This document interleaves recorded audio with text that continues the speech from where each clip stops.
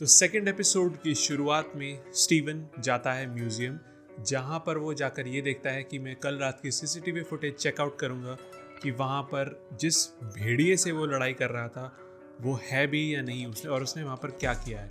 लेकिन वो CCTV footage में ये देखता है कि सीसीटीवी फुटेज में सिर्फ और सिर्फ वो दिखाई दे रहा है, वो भेड़िया नहीं। तो वो बहुत कंफ्यूज हो जाता है और इस वजह से म्यूजियम वाले उसको नौकरी से निकाल देते हैं। फिर वहाँ से वो अपनी लॉकर के पास जाता है। उसके पास एक लॉकर होता है। वो लॉकर में जाकर देखता है कि वहाँ पे एक बहुत ही अजीब सा बैग पड़ा होता है और उस बैग के अंदर पासपोर्ट होता है मार्क स्पेक्टर के नाम से, जो कि उसकी ऑल्टर पर्सनैलिटी है। एंड उसमें उसको गन्स और पैसे भी मिलते हैं।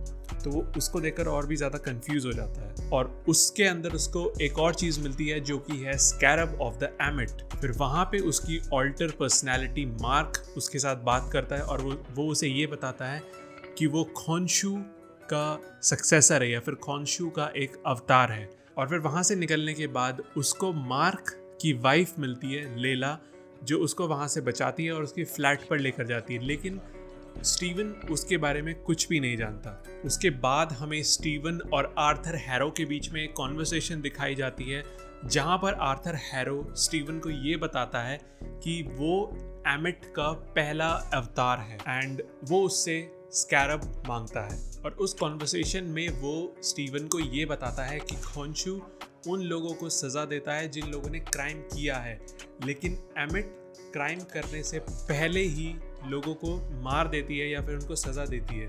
तो ये स्टीवन को बहुत ज़्यादा अजीब लगता है, तो वो उसको अपोज करता है। तो वहीं पर अपोज करने के बाद वो वहाँ से उनके ऊपर हमला कर देते हैं आर्थर एरो। और फिर वहीं से फर्स्ट एपिसोड वाला वो भेड़िया उनके पीछे पड़ जाता है और फिर उस भेड़िया और मून नाइट के बीच में एक फ़ाइट होती है, जिस फाइट सीक्वेंस के बीच में हमें मून नाइट का नया सूट भी दिखाया जाता है, जो कि थोड़ा मॉडर्न लुक में है। बिकॉज जो मून नाइट की पुरानी कॉस्ट्यूम हमें फर्स्ट एपिसोड में देखने के लिए मिली थी वो काफ़ी पुरानी कॉस्ट्यूम है। और यहाँ पर शायद ये उन्होंने ये हिंट देने की कोशिश की होगी कि शायद ये वाली कॉस्ट्यूम जब स्टीवन मून नाइट बनेंगे तब ये वाली कॉस्ट्यूम वो पहनेंगे, एंड जब मार्क मून नाइट बनेंगे तो वही वो पुरानी वाली कॉस्ट्यूम में उनको दिखाया जाएगा। अब इस फाइट के बीच में या फिर इस फाइट के ख़त्म होने के बाद उन्हें ये पता चलता है कि उनके पास तो स्कैरब है ही नहीं। वो एक्चुअली उन फाइट के बीच में वहाँ गिर चुका था और अब वो आर्थर हैरो को मिल चुका है। तो मार्क अपनी बॉडी का पोजेशन स्टीवन को देने से मना कर देता है कि अगर मैं तुम्हें अपनी बॉडी का पोजेशन दूंगा तो खोंशू मुझे मार सकता है और उसका जो नेक्स्ट सक्सेसर होगा वो होगी मेरी वाइफ लेला। तो वो उसको बचाने के लिए उसकी बॉडी के ऊपर से उसका कंट्रोल लेकर खुद को उसका कंट्रोल रखने देता है। और उसके बाद आखिरी शॉट में हमें ये दिखाया जाता है कि वो लोग सीधा इजिप्ट ट्रैवल करते हैं एमिट की कब्र के ऊपर। अब अगर मैं अपने थॉट्स इस एपिसोड पे देना चाहूँगा तो मैं ये कहना चाहूँगा कि एपिसोड में जो सबसे बड़ी हाईलाइट थी वो थी ऑस्कर आइजैक की एक्टिंग।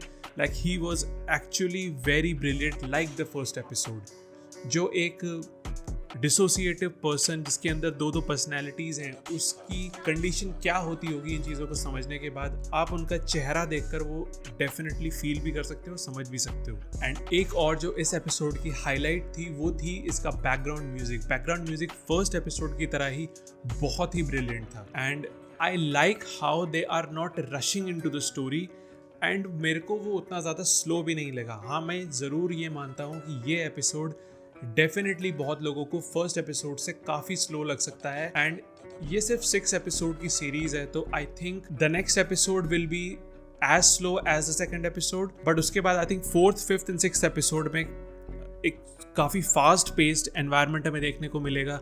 आई होप ऐसा हो, बिकॉज अगर सारे ही एपिसोड ऐसे स्लो हो गए तो ऑडियंस का इंटरेस्ट काफ़ी लूज हो सकता है इस शो से। एंड एक सीन में जब आर्थर हॉक एमिट को बुलाने के लिए उस लाइट सेबर का यूज़ करता है तो वो वाला सीन बहुत ज़्यादा इम्पैक्टफुल होना चाहिए था, बट पता नहीं क्यों मेरे को वो सीन मतलब उतना ज़्यादा फील नहीं हुआ, उतना ज़्यादा पावरफुल नहीं लगा, बिकॉज उस सीन का इम्पोर्टेंस बहुत ज़्यादा था इस एपिसोड में। ओवरऑल एपिसोड काफ़ी अच्छा था, लेकिन अगर फर्स्ट एपिसोड से पायलट एपिसोड से इसको कंपेयर करें तो ये उतना अच्छा मुझे नहीं लगा। एंड आई होप कि आगे के एपिसोड्स इससे अच्छे हों। हु नोज़ आगे के एपिसोड में क्या हो सकता है। So that's all for the video. Bye bye.